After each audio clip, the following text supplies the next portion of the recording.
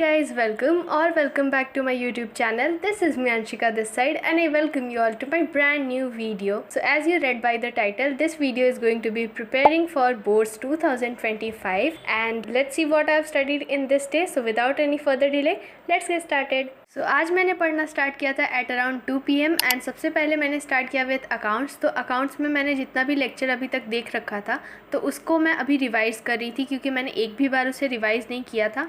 तो मैं पहले कॉन्सेप्ट्स को एक बार रिवाइज़ कर रही थी खुद से ताकि मुझे एक कॉन्सेप्ट की क्लैरिटी मिल जाए और मुझे बीच बीच में कुछ डाउट्स भी थे तो उसको भी मैं क्लियर कर रही थी by watching YouTube videos obviously. तो यहाँ पे मैं मतलब ये वाला जो क्लिप था ना वो मैंने 1 से 1.5 मिनट का रिकॉर्ड किया था और उसके बाद में मतलब मैंने जब मुझे डाउट्स आ रहे थे तो मैंने उससे फिर यूट्यूब वीडियोस से देख के कंप्लीट किया। तो मैंने सबसे पहले तो मेरा डाउट था कि रियलाइजेशन एक्सपेंसेस का तो उसकी जर्नल एंट्री कैसे होगी। उसके लिए मैंने सबसे पहले सुनील पांडा सर की वीडियो देखी और उसके बाद में जो फर्स्ट स्टेप होता है डिसोल्यूशन का that is to close the books, मतलब बैलेंस शीट को खाली करना।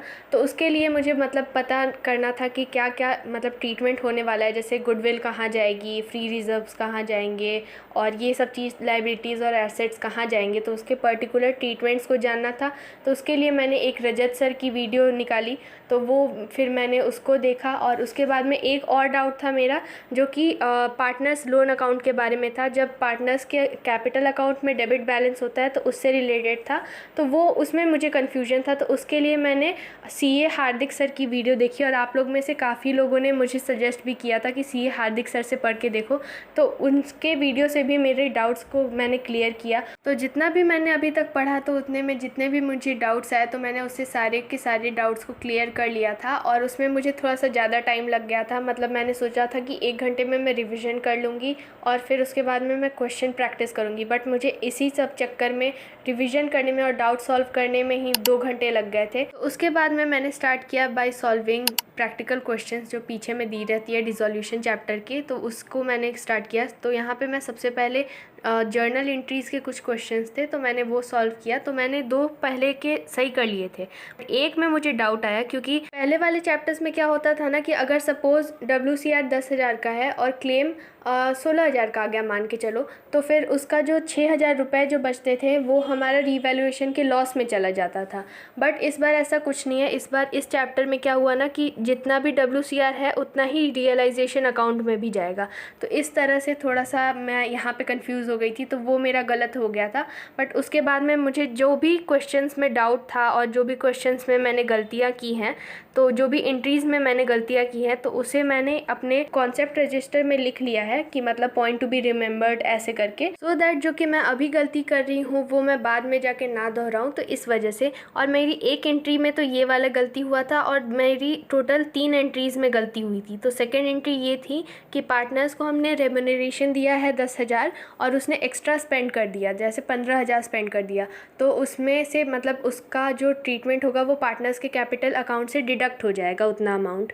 उस चीज़ को भी मैंने नोट डाउन किया अपने कॉन्सेप्ट रजिस्टर में। और एक और गलती थी कि 25,000 का मतलब फर्म को सैलरी देना था, बट फर्म ने अभी एक्चुअली में 5,000 ही सैलरी दी थी, तो वो मतलब हमारे पार्टनर्स कैपिटल अकाउंट में क्रेडिट हो जाएगा। तो ये 3 एंट्रीज़ में मेरी गलती हुई और उसके बाद में मतलब मैंने 3 क्वेश्चन सॉल्व किए थे और उसमें से मेरी 3 एंट्रीज़ में गलती हुई थी।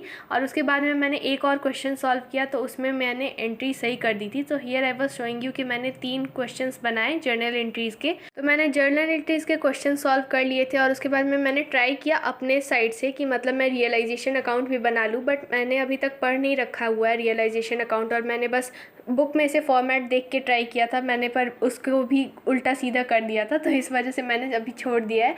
मैं बाद में जब देखूंगी लेक्चर्स आगे वाले तो उसको मैं भी कंप्लीट करूंगी। उसके बाद में मैंने एक 30 से 40 मिनट का ब्रेक लिया था एंड उसके बाद में I again started to study. तो यहाँ पे मैं मनी चैप्टर से लेक्चर 2 देख रही थी और यहाँ पे मतलब मैं ना रियलाइजेशन अकाउंट मुझे ऐसा लगता है ना कि रिवैल्यूएशन अकाउंट से ज़्यादा डिफ़िकल्ट है क्योंकि रिवैल्यूएशन मेरे से बन जा रहा था, बट रियलाइजेशन में मुझे समझ ही में नहीं आ रहा है कि किधर क्या होने वाला है और रिवैल्यूएशन से थोड़ा सा अलग भी है।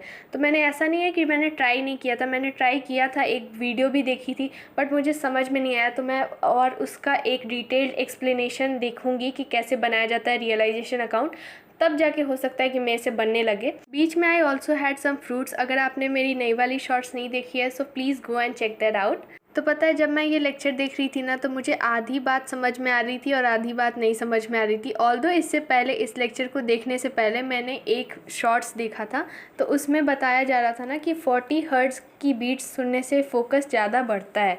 बट मैंने उसे 5 मिनट तक, मैं लिटरली बता रही हूँ, मैंने उस बीट्स को 5 मिनट तक सुना है और मेरे दिमाग पे कोई असर नहीं हुआ। मतलब उल्टा मेरा फोकस और भी ज़्यादा कम ही हो गया। पता नहीं क्यों, लगता है मेरा दिमाग कुछ ज़्यादा ही ठीक है। एनीवेज, सो अभी मुझे ऐसा लगता है ना कि जैसे अभी पीडब्ल्यू में चेंजेस हुए हैं कि अभी मैक्रो इकोनॉमिक्स दिशा मैम पढ़ाने वाली है।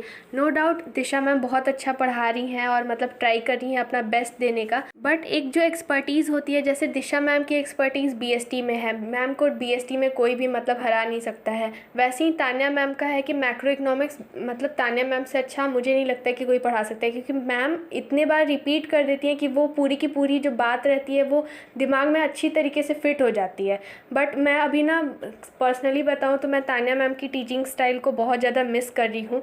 मैम भी अच्छी हैं, दिशा मैम भी अच्छी हैं, बट मतलब तान्या मैम अलग ही थी, उनका वाइब अलग था। और मैम मैक्रो इकोनॉमिक्स में तो मुझे अच्छी लगती हैं, वो तान्या मैम ही हैं। तो lastly I had this KitKat, क्योंकि मैं माइंडलेसली हमेशा फ्रिज खोलते रहती हूँ और खोल खोल के देखते रहती हूँ कि कुछ खाने के लिए अच्छा मिल जाए। तो वैसे ही मैं खोल के देख रही थी फ्रिज को, तो I found this KitKat and I really enjoyed having this. So that's it for today's video, and if you like this video then make sure to like, comment, share and subscribe to my YouTube channel, because it motivates me a lot for making such type of videos for you all, and I would love to see your comments on this video. So yeah, thanks for watching.